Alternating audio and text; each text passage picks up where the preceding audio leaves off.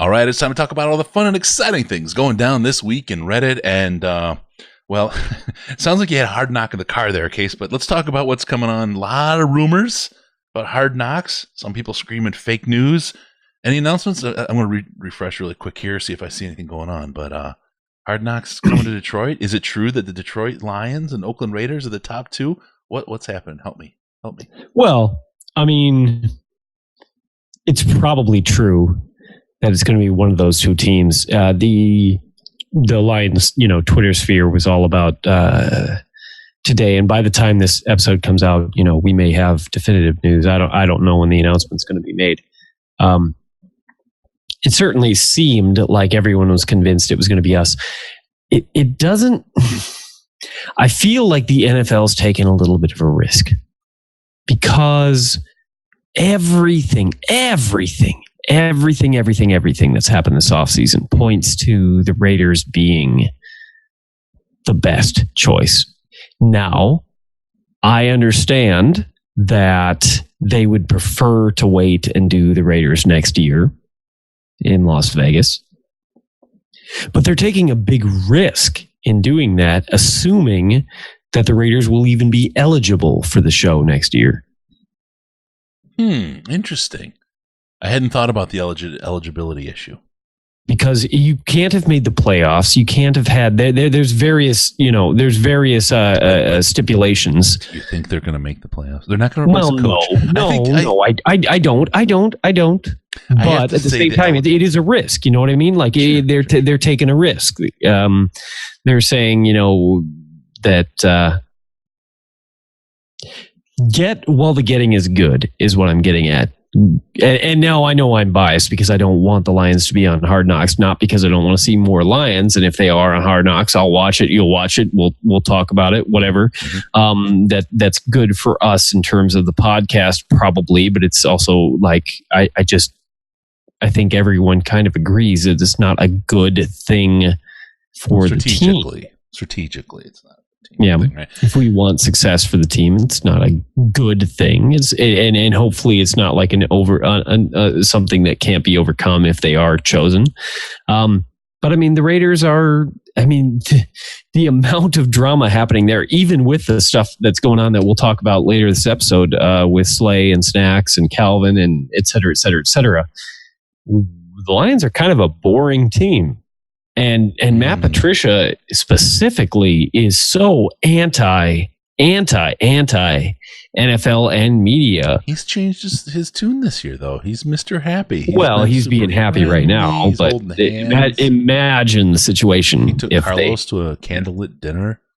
There's a lot of love in the room there in the press room in Allen Park. No, I think that. I'm not trying to start rumors. I just think it's landing in Detroit. I don't think it's as much of a gamble. I hadn't thought of that, the risk part, but I don't think it's as much of a gamble of the Lions not or the Raiders not being eligible next year. And I think that they've seen that story, that moving town story, is one that sells and that works. So I'm thinking that the Lions are where these guys are going to land. If that is indeed true, that they're the top two, I would also. I'm going to put on my tinfoil here or take off my tinfoil. I don't know. It's a conspiracy theory I'm going to roll out there that this whole thing with Snacks and Slay is Rosenhaus's way of raising his own capital and his own name in with all the Hard Knocks stuff going on. So we'll see. We'll see how that all goes out. But Hard Knocks possibility. Was it fake news? Probably.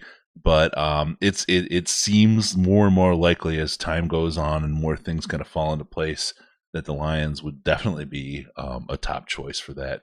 I don't think they're that boring. I really don't. And I think that, of course, I'm a fan, so I don't think they're boring. But even beyond that, from a compelling TV watching, I think that there'll be a compelling story with them, especially when you start thinking about how long it's been. I mean, I just think that if you compare them to the Raiders. Oh, the Raiders are going to be like it's better than Big Brother, right? The Raiders, right? The Raiders are like the ultimate reality show. So we'll see how that. So I think the NFL would be frustrated if they did not go with the Raiders this year and then did not get the opportunity to go with the Raiders next year. Not that I don't think that is. Not that I think there isn't a strong possibility, strong likelihood, probability that they will have the opportunity to do that. I just think that would be, they are taking a risk if they go with the Lions. Yeah, in that sense. I'm down. But all right, let's go on to the next one. This is an interesting topic. He's a little bit of a controversial topic too. Teez Tabor. It's everything we have on the show today is controversial because there's no football to talk about, my friend. At least we're not starting it for once. Teez Tabor, second round pick, as you all remember, came after Jared Davis from the same school. Changes in altitude, changes in attitude. I don't know, whatever you want to call it. There's some changes going on with Teez, and I wanted to start out, and this went down in the Slack, this conversation, and I agree wholeheartedly. So I'll just put this out here, and then I'll let you run with this case. One thing about Teez, I've seen a lot of people saying, just toss him. We know he's not going to make it. He's garbage. Just throw him out. Be done with Teez. I got to tell you, he was a second round pick, so that has to give him at least some level of status. You can have 90 guys in the roster. You're not going to find somebody that's better than him to push him to 91st at this time of year or right now. It's just not going to happen. It's not out there. Give the guy a run, especially with what Casey is going to talk about here shortly, and let him play out until you have to start doing cuts. If he doesn't make it, then you easily, and you're absolutely cut and walk away. But right now, your roster isn't in such a situation, and your cap isn't in such a situation that you have to leave him behind. I believe in 3 years, just in general, for any rookie taken, above the fourth round. I mean, there are exceptions, so I'm not saying there aren't, but do you know as we record this, we're going to be stepping into our 5th year of doing the show. Yeah, we made it. Well, now we've had our opportunity. You all can cut us now. Yeah. Our opportunity. I saw you drinking that Fargo Brewing beer back there. No, the interesting thing about Teez right now is he talked to reporter. I didn't catch who, and talked about that he is the one area he's gotten better at more than anything else is being coachable. I'd like him to be better at cornerback first, but whatever. Okay. Right. No, and absolutely. We joke, but you're not wrong. Like that's where he needs to get better. He needs to be a better player. But coachability helps. It's what's fascinating about the whole thing is that coming out of college, he was braggadocious. He was larger than life. He was jawing. He was a talker. He liked to tell everybody how good he was going to be. Even after the combine thing with his slow times, he was like, there was even a slogan. I think his mom printed T-shirts or something like that. Watch the tape. Hey, speaking of T-shirts, we've got some of the grandest designs. Good. Well transitioned. We've got some amazing T-shirts. DetroitLionsPodcast.com/store. Check it out. We got great T-shirts. We got water bottles. We got phone cases. You name it. It's all great stuff with fun. Okay, so his mom made T-shirts. You probably stop by DetroitLionsPodcast.com/store. Yeah. So I mean, like he was, he in the mold of Slay, in that, wag your finger every time you kind of, shut something down, which is fine. Like, I don't have a problem with that inherently. But it is just fascinating to see where he is now, because he doesn't talk. Like, he barely talks at all. And he recognizes, and he talked about how he recognizes that the last couple of years have been very, he's been humbled by the last couple of years. It's something, because with the cornerback position, there's a couple things. Number one, it's likely the most athletic players on the field, right? Yeah. Those guys are just incredible, insanely athletic. Yeah. You put that. You also need to have the shortest memory. You have to have the memory of a goldfish, right? I mean, bad play, forget about it. And then you have to have that confidence that goes with it. And what you're saying on one hand gives me a bit of hope for Teez. But at the same time, it makes me wonder: has he been nutted? Right? Has he been clipped? Is that cockiness that you want from a cornerback? Has the realization that maybe he isn't what he thought he was? Has that taken away some of one of those qualities, one of those traits that you really kind of cherish in a person who plays that position well? So this is going to be an interesting offseason. Certainly possible. Yeah, you may absolutely be right about that too. And I'm not sure. It's just interesting to see like a personality shift over such a short amount of time from someone. So as far as whether or not I think he'll make the roster, if I'm betting, it's probably leaning no.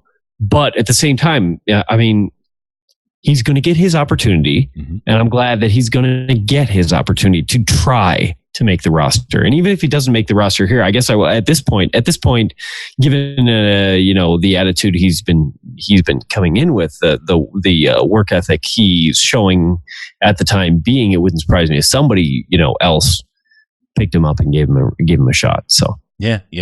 And it's all about that roster position and what you have available and what he can bring. So we'll see. Wish him the best, right? You don't like to see any player do poorly, especially somebody who's been picked so high. So hopefully we'll see something come out of him. But it's definitely remains to be seen what's going to come out of the Teez Tabor experiment. It does reflect, and it's one of the things that people love to point at with Quinn when they say that Quinn can't draft. Right, they absolutely love to look over and say, "Yeah, Teez Tabor is an example of the reason that Bob Quinn cannot draft." I think Bob. I can't believe anybody says that. Oh, they do. There's a limo driver out there. I recognize that there's a couple guys who haven't hit, but anyway, whatever. Yeah, but it's true. I mean, for any GM, tell me the GM that's hit every one of them. Tell me the GM that's hit every one. As a matter of fact, I've got something. I want to ask you a question. I'm going to take us completely off script here for a second, Case, and I hope you don't mind. This is a conversation I had with. We were going to do it with Riz. We'll just have to do it some other time with him. The conversation I had with Blandino and some of the guys, the Slack guys, and Dan Miller and so on when we got together and doing something that we were doing, and it was about Tom Brady and Belichick and the New England Patriots, right? And you hear from so many people, "Oh, Tom Brady's a system quarterback. Oh, if it wasn't for Bill Belichick, Tom Brady wouldn't be anything." And the whole conversation about all that. I want to ask you about this though, because maybe it is all Belichick as to what he does, but Tom Brady's the only guy that's been on that team for 2 Super Bowls, right? I mean, meaning that he's won a Super Bowl on the New England Patriots with 2 completely different teams around him. Belichick and Brady are the only guys left. And I want to ask you, okay, people say how great Brady is. I'm going to just pick another quarterback Case, and I want you to really think about this, okay? People talk about how good Aaron Rodgers is. You think about Aaron Rodgers as a quarterback. Do you think Aaron Rodgers would have had that kind of success if he had been dropped in there as a rookie with Belichick when Tom Brady was? I'm giving you a trap question here, but I think he would have had a lot more success than he's had in Green Bay. Maybe. But here's and people, a lot of people, and this is kind of the conversation how it started, and it's a bait question. So you didn't take the bait, and I appreciate that. A lot of people say absolutely, Aaron Rodgers is a way better quarterback than Tom Brady. He's much better. If given the time to grow in the Belichick system, he would have been great. But here's the difference: Aaron Rodgers just fired a coach. Right, and he took over because there's an element of an ego that's with Aaron Rodgers. And I'm not going to say that Brady doesn't have an ego, but Brady is a guy who's a rare breed who is actually playing within this system. I don't know another quarterback out there that would have survived for 15 years in a system like this and would have been able to been subservient or kind of put themselves under the system for that long and been able then with his work ethic to be able to execute at that level and take care of themselves that long. And if you think about, the other piece of this that you think about as to how great these guys are is who's the number 2? Look back over the last 15 years. Who's second best? Peyton. Okay. How many years was he great for? Quite a few. But not. Right. There's this element of longevity really puts them in a whole different class from everybody else. It's interesting, and we got off on this jag. I'm sorry. It was just something that I was thinking about. And look, I think Tom Brady is like a young man's if I was growing up, he'd be my idol. The supermodel. I got that. I didn't get to win a Super Bowl as a quarterback in the NFL. That kind of didn't get that checkbox. But the other stuff is all good. Really, really, you look up to something and dream for something like that. But it takes a certain kind of guy to submit himself to the system and play even as well as whether it's the system or him, it doesn't matter. The combination is a combination with him and Belichick you're not going to find, and you won't see and don't see anywhere else in the NFL. Period. So I won't argue that. We're having arguments around the house about Boston doing so well in so many sports, and I'm like not that big a deal. I'm not that frustrated with the Bruins. We can talk about Golden State, but we've got enough on our plate today. So yeah. So anyway, good, interesting stuff in New England, and that longevity piece, and subjecting yourself to the system. Not seeing anybody else able to do that. I want to tie it back to us right now. I think that's kind of the mentality that you have with Quinn and you have with Patricia, what they're trying to bring and what they're used to and what they expect. And we'll talk about the holdouts later. But I think that's one of the things that you don't get so much there, because the players know that they have to subject and submit to that system and be part of that system to find that success. And there's a lot of guys making a lot of money.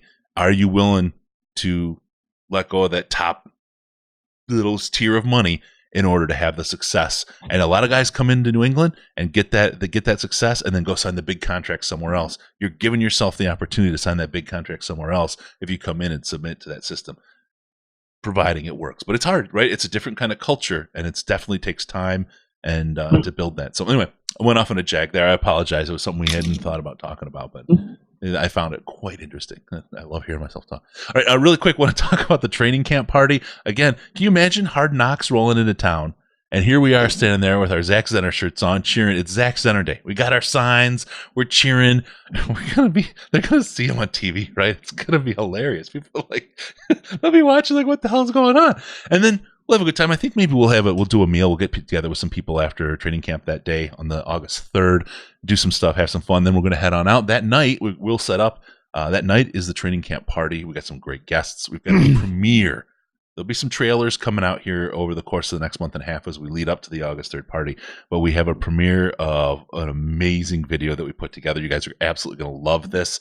That's coming. Guest prizes, big announcement. When does karaoke happen? Karaoke happens afterwards. And we are working to get a little something extra for you guys out of the place too. So a little after party. Last year we stayed around and had our own after party after the official event ended, and then we even retired and closed another bar. It's a good time. So if you want to hang out, we'll have all that going on as well. Just make sure you have your Uber app ready. All right, so training camp party tickets will go on sale. I got to talk about that part. Sorry. They're going to go on sale in the next week or two. The Patreon people, if you're a Patreon supporter, you will hear about the tickets first. You'll get 2 days advance to get a hold of your tickets. They are absolutely limited this time. We can't go above the number because we're limited by the room, and you're not going to miss it. The tickets will sell out. I guarantee it. I'm certain there will not be any at the door admissions, and I've got a doorman on cue this year, so we'll be okay. All right, so moving on now. Let's talk about C.J. Anderson. Have you heard of him? You know that name? Have you ever heard of him before? I'm pretty happy with the signing. Yeah. He's talking. This was in the subreddit from Not Your Gma's Throwaway. Not Your Grandma's Throwaway. He feels wanted in Detroit. This is an interesting story, right? Because we've got some other contract things that we're going to talk about as we go on in the show. People who maybe don't feel wanted, or people that want money, and that's what makes them feel wanted. And then some other things along the way, right? CJ Anderson's a guy who came in feeling pretty disrespected. The bowling ball, whatever you want to call him. He came in with a chip on his shoulder. He's been working hard. He looks really good. He looks really buff. Like you can tell he's been working it.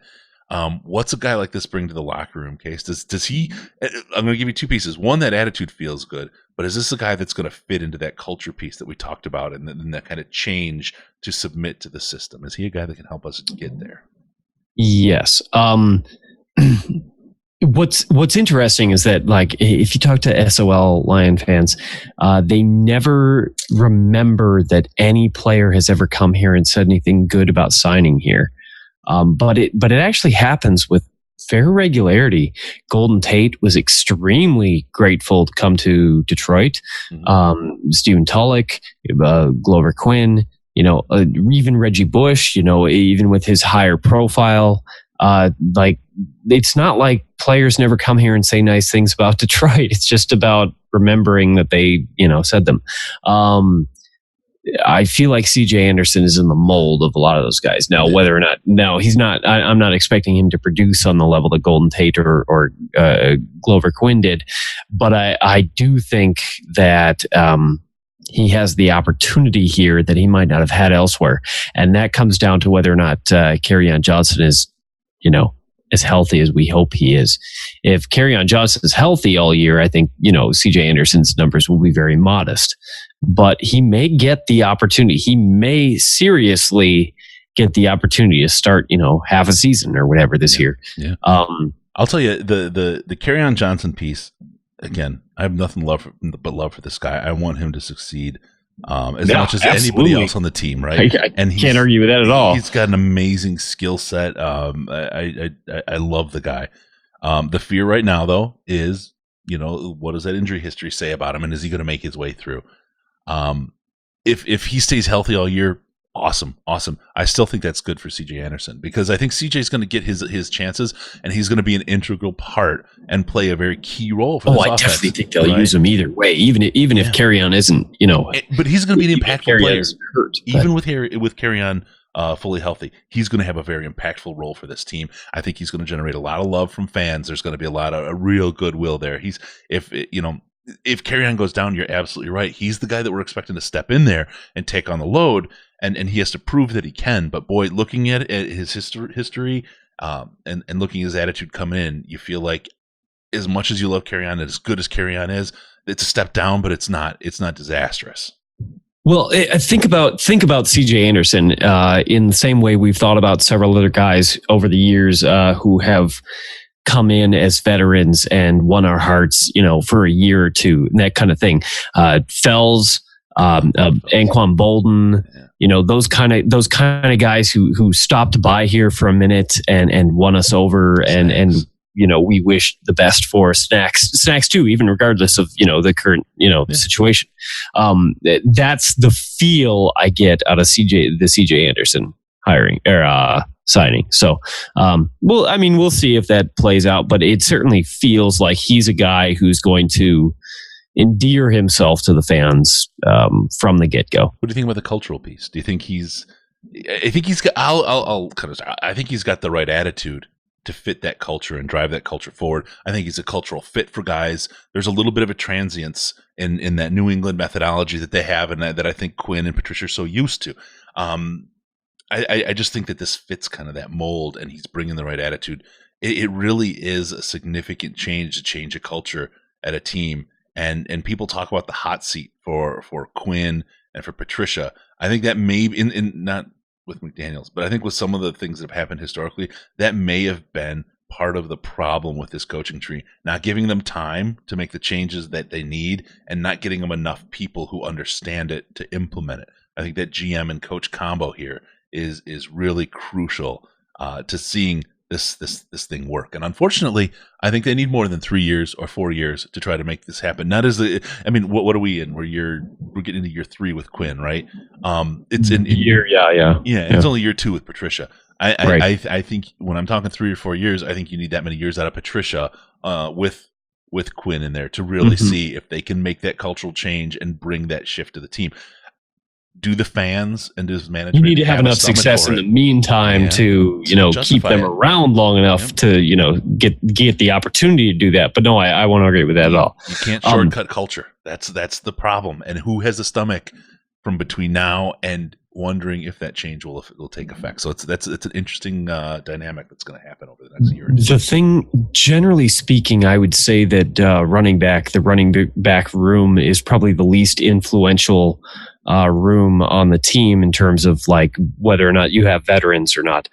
But at the same time, given the current situation and the mass shift that we're going to see in the offense in terms of what's going on, and maybe my perspective on that, maybe me devaluing the running back as like a leadership role, has a lot to do with the way the Lions have played as opposed to the way the league plays.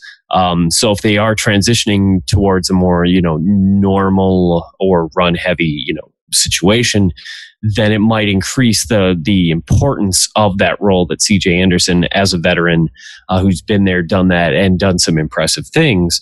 It may impact increase the amount of influence that he has on the general mentality. Yeah, absolutely. All right, well, looking now, want to talk about, you're starting to get your players starting to land in on who you like, who you got going on. You got to get your gear. You got to get geared up ahead of. I mean, for training camp, you need your Zags undershirt. You're going there from the Detroit Lions podcast, but you also want to get your jerseys. You want to get your big wall stickers. You want to get your picnic attire and your plates and all that stuff that's Lions branded. How do you do that? It's easier than ever. Go to fanatics.detroitlionspodcast.com. Takes you right to the site. We get credit for sending you there, though. Once again, fanatics.detroitlionspodcast.com. Takes you over there. Get access to not only Lions gear, any sports team and college team that you can think of. All that gear there. They give us a kickback for sending you over. It's a great way to support the show by doing something you were going to do anyway, and you can rep your favorite teams with the studliest or sexiest manner possible. Fanatics.detroitlionspodcast.com.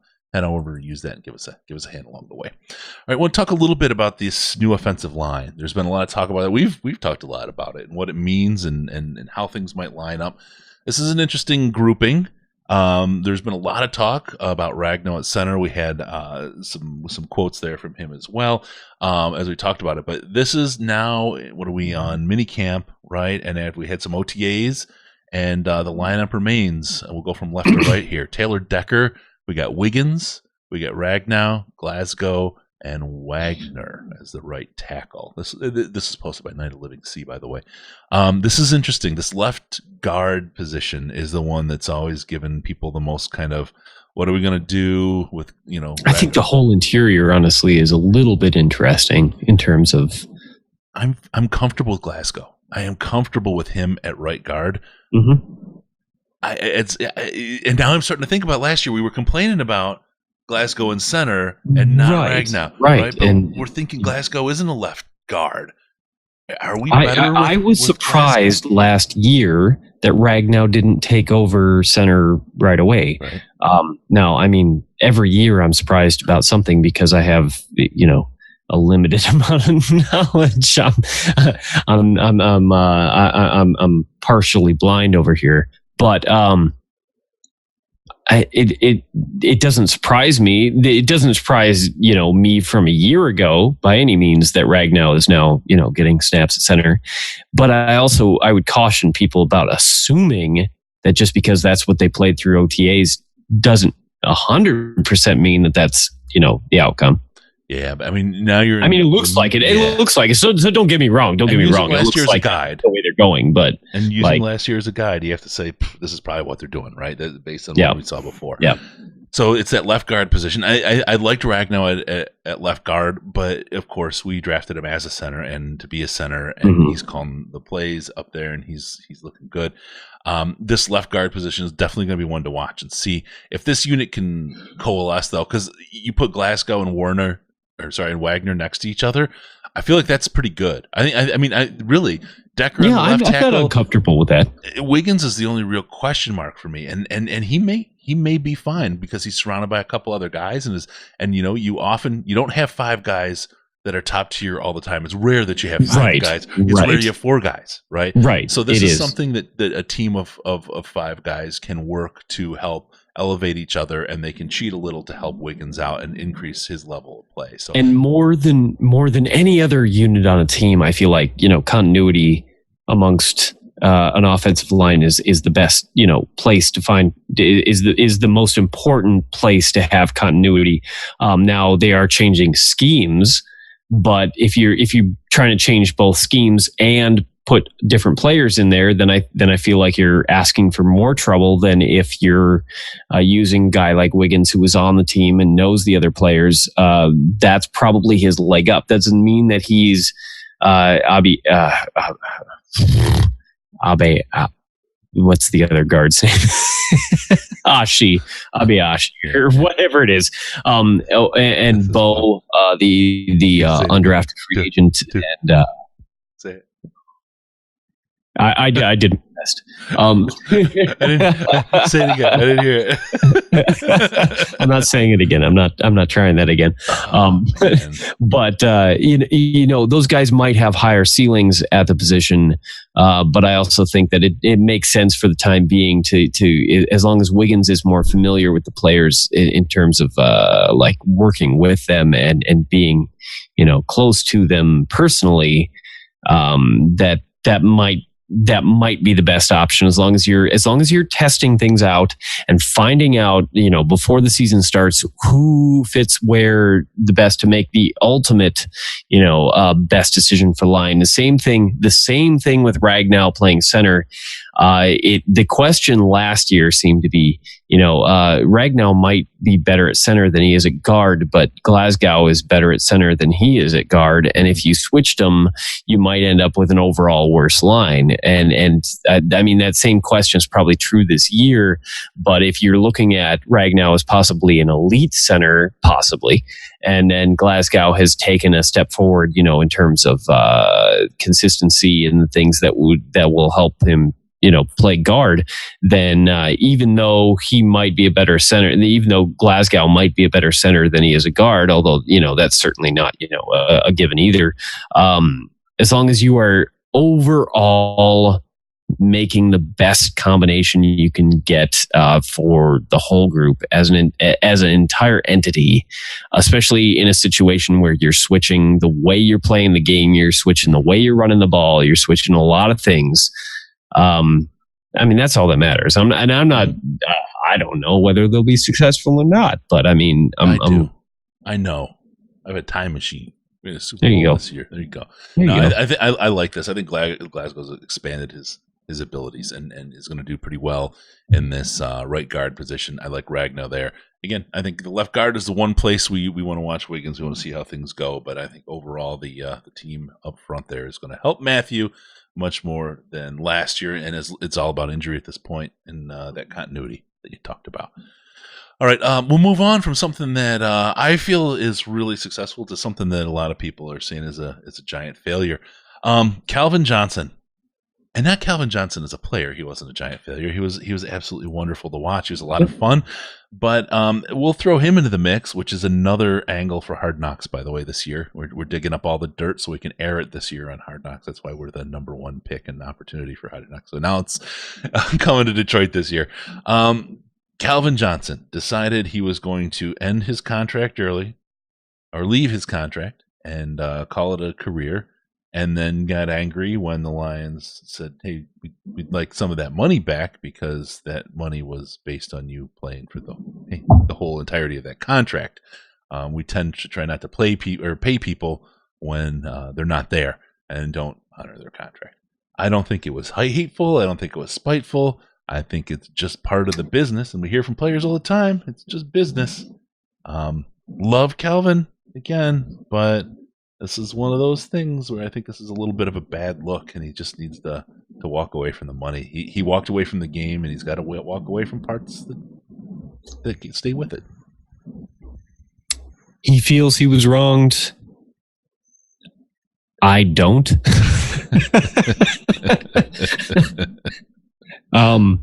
That's okay. Is he his biggest customer in the weed business? Is that what's going on Yeah. right now? Because You know what?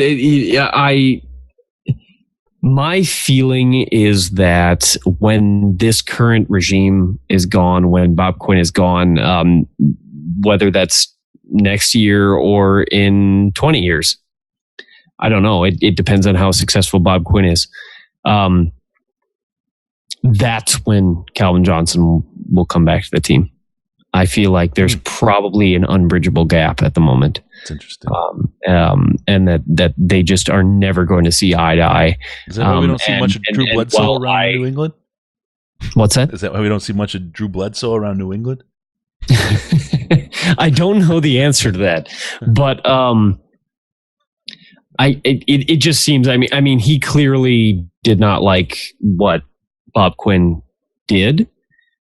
Well, Personally, I prefer what Bob Quinn did. I would say that every opportunity you can to get any kind of competitive advantage, you don't owe me as a fan. You don't owe me to make the former players feel good. You owe me to try to win going forward. And I'm not saying that he has done everything that he possibly. I'm not saying that he has been perfect in that regard by any means, but I respect that he's trying. Let me throw my work shit around. It would be an abdication of his fiduciary responsibility. I won't argue with that at all. Had he thrown money at the guy that he didn't earn, and had he paid somebody beyond their agreed upon amount in their contract. Again, I love Calvin. Calvin sacrificed a lot of his body in his years in Detroit, and he did it for a team that many times was not competitive at all. And I think the slight he feels though is in his head. That's I don't think there was any intentional disrespect. He just felt that he didn't get the that the company wasn't behind him as much as he felt they should be. But I would say, you kind of fucked the company by, well, I mean, look at me like that, but I mean, tell me I'm wrong. No, it seems like and they got stuck with the dead cap money for it for years after. It's not like it was a good thing for them either. And it's not his fault. It's not his fault that the Lions gave him a ridiculous contract. The truth of the matter is, if I'm going back, I'm saying that Martin Mayhew made the mistake by giving him that contract in the first place, which isn't to say that I don't think he wasn't the best wide receiver in the game and didn't deserve a huge contract. But the impact of that contract on the team had a bigger negative than the positive that he had being on the team. Yeah, I'm not going to maybe use the word fault. I'm going to say that the Lions, Martin Mayhew, was out negotiate.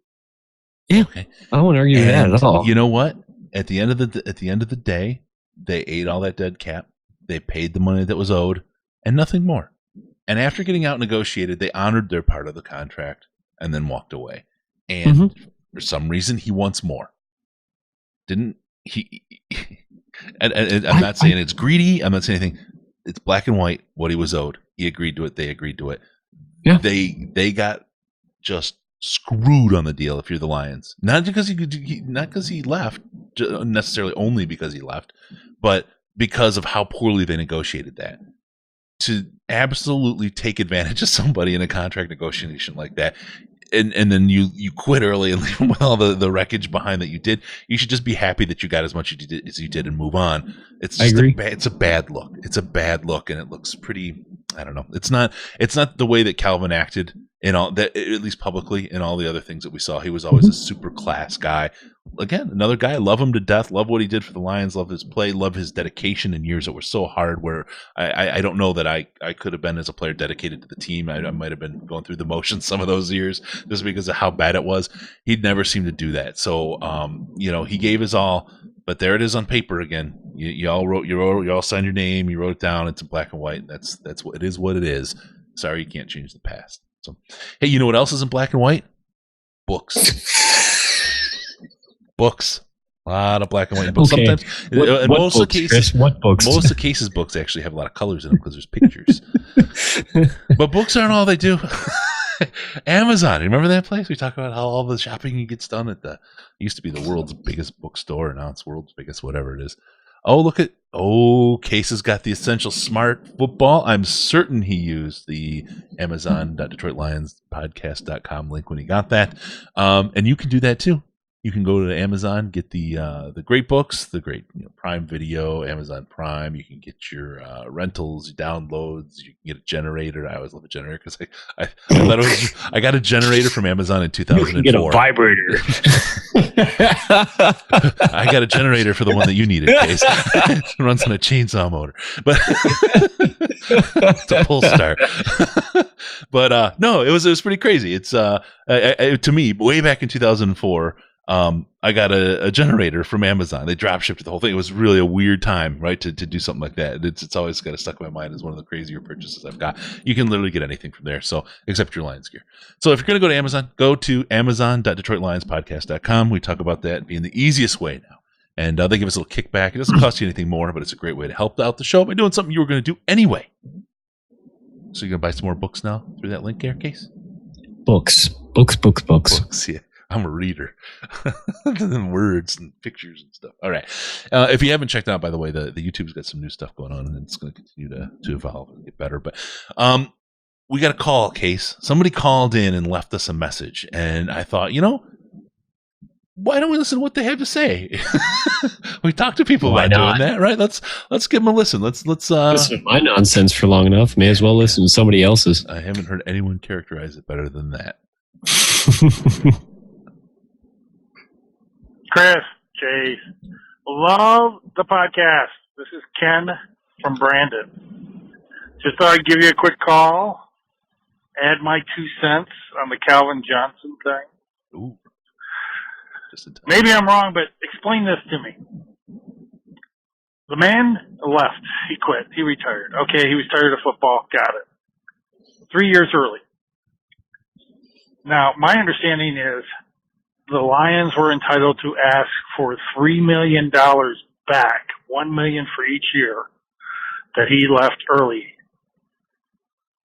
They went into arbitration. At the end of arbitration, they all agreed he'd only have to give back $1 million. So he kept $2 million.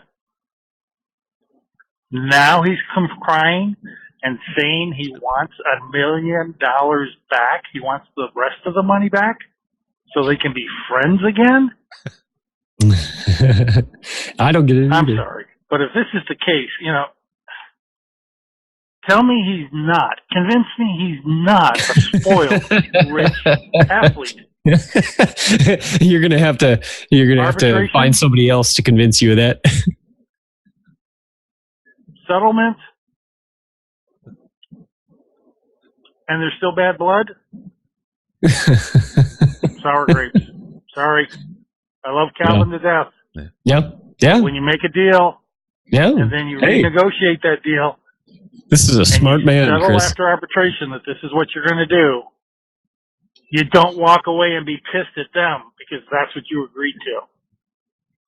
This guy's filling in for me next week. Have a great day.